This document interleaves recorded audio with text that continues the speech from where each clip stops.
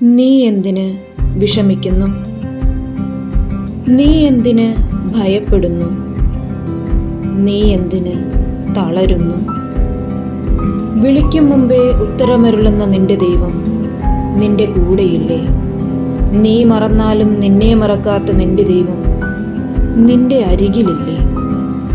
സഹനങ്ങൾ വരുമ്പോൾ നീ പഴിക്കുകയും മറക്കുകയും ചെയ്യുന്ന ആ നിന്റെ സ്നേഹനിധിയായ ദൈവം നിന്നെ നിരീക്ഷിച്ചുകൊണ്ട് നിന്റെ അരികിലില്ലേ?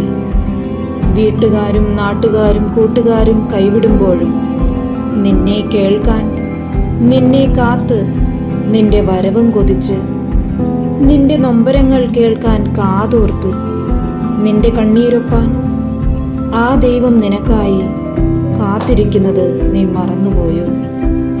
ഈ ലോകത്തിലുള്ള സകലരോടും നമ്മുടെ നൊമ്പരങ്ങളെല്ലാം എണ്ണിപ്പെറുക്കി പറഞ്ഞ് ഒരു സാന്ത്വനത്തിനായി ആഗ്രഹിക്കുമ്പോൾ നീ എന്താ ഓർക്കാത്തത്?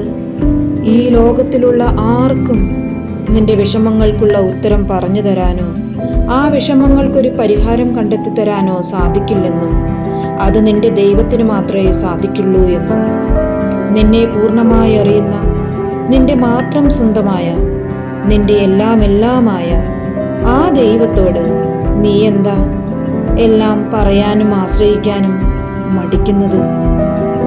ആദ്യമേ നീ അന്വേഷിക്കേണ്ട ആ ദൈവത്തെ എല്ലാറ്റിനും ഒടുവിൽ നീ ലോകത്താർക്കും നിന്നെ സഹായിക്കാൻ കഴിയില്ലെന്ന് വരുമ്പോഴല്ലേ അവസാനത്തെ ഒരു കൈപ്പിടി മാത്രമായി നീ നിന്റെ ദൈവത്തെ മാറ്റിവെച്ചിരിക്കുന്നത്?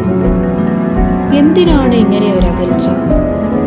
സ്വന്തം അപ്പനേക്കാൾ, അമ്മയേക്കാൾ, സഹോദരങ്ങളെക്കാൾ എല്ലാം ഉപരി നിന്നെ സ്നേഹിക്കുന്ന, നിന്നെ പരിപാലിക്കുന്ന, നിന്റെ കൂടെ നടക്കുന്ന ആ ദൈവത്തെ സ്നേഹത്തോടെ ചേർത്ത് വെക്കാൻ നമുക്ക് ശ്രമിക്കണ്ടേ?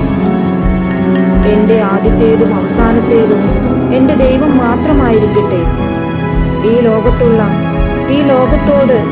ലോകത്തിലുള്ള ആരോടും ആർക്കു മുന്നിലും തോൽക്കാതെ ദൈവത്തിന് മുൻപിൽ മാത്രം തോൽക്കാൻ നമുക്ക് ശ്രമിക്കാം.